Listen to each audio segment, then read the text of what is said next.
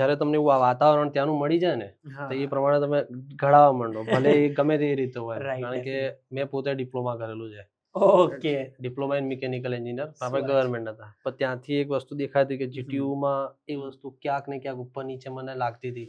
એ યુનિવર્સિટીમાં જે અવેબિલિટી કહેવાય ને કે જે રિસોર્સિસ ના એ પ્રમાણે એ વખતે નતા મળતા. 100%. બીકોઝ શું છે અત્યારે મેઇન વસ્તુ એ છે ને, એજ્યુકેશનની અંદર અગર હું તમને કહું ને તો ડિગ્રી હવે ફ્યુચર છે નહીં. બીકોઝ પહેલાનો ટાઈમ હતો, ડિગ્રી ખોટી નથી, ખરાબ નથી, પણ ડિગ્રી જેના માટે લેવાની છે ને એ વસ્તુ કે તમે એક સર્ટિફાઈડ માણસ છો કોઈ જગ્યાએ. એવું નહીં કે ડિગ્રી લેવી ખરાબ છે, ખોટી છે. બધા માટે એવું બી નથી કે તમે ડિગ્રી છોડીને આ કામ કરો. બધા માટે એવું નથી કે ડિગ્રી છોડો, ડિગ્રીની કોઈ વેલ્યુ, એની એક વેલ્યુ છે.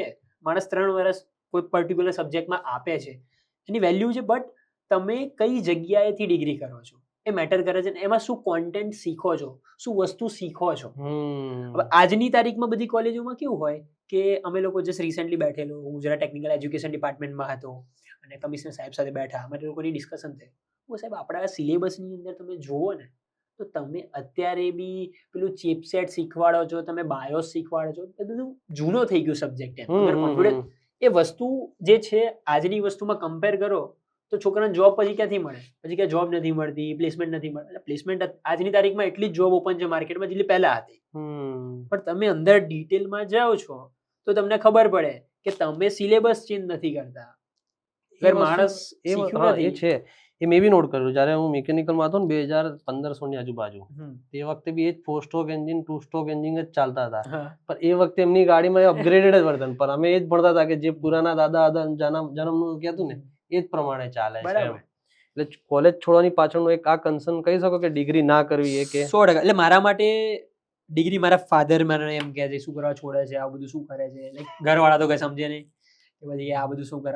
હજુ બી આજની તારીખમાં બી કહું ડિગ્રી ખતમ કરી લે. હા, ડિગ્રી કરો, આમ કરો, તેમ કરો, તમારું કઈ શું થશે જીવનમાં, જે દિવસે ધંધો નહીં ચાલ્યો એ દિવસે શું કરશું.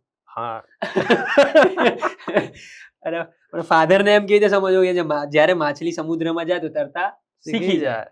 એક સમય હોય, બટ હા એક સેફટી સિક્યુરિટી બી જરૂરી છે તમારા લાઈફની અંદર કે તમે ડિગ્રી હોય કે ક્યારેક નાની મોટી જો, બટ એક ડિપેન્ડ થાય કે તમે એક જગ્યા પર આવી ગયા છો તો કોઈ પ્રોબ્લેમ નથી.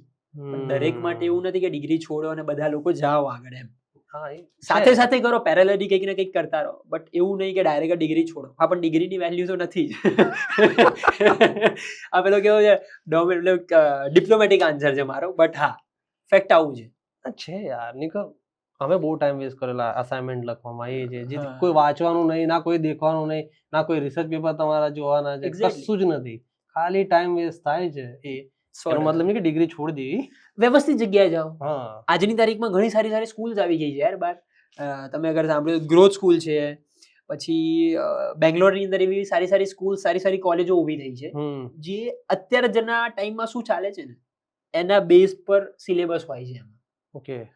એ મતલબ શું છે, તમે લોકો વર્ષોથી કોઈ સારી કોલેજ ગુજરાતમાં ચાલે છે એ જ જગ્યાએ જવું એ જરૂરી નથી. તમે એવી જગ્યાએ જાઓ જે સિલેબસ અપડેટેડ છે, ત્યાં શીખો. સિલેબસ જાઓ. તમે એમ ના જોશો હું અહીંયાથી હું સારી કોલેજમાંથી કરું છું કે હું IIT બોમ્બેમાંથી. IIT બોમ્બે વાળા બી આજ માર્કેટમાં ફરી રહ્યા છે. સાચી વાત છે.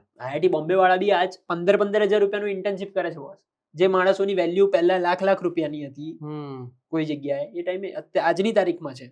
અમારા જોડે અમારી ટીમમાં છે અત્યારે, સમજો કે IIT એક કલ્ચર હતું એ તૂટ્યું. હા.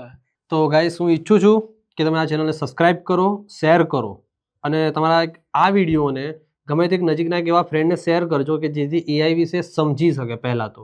ત્યાં સુધી બાય.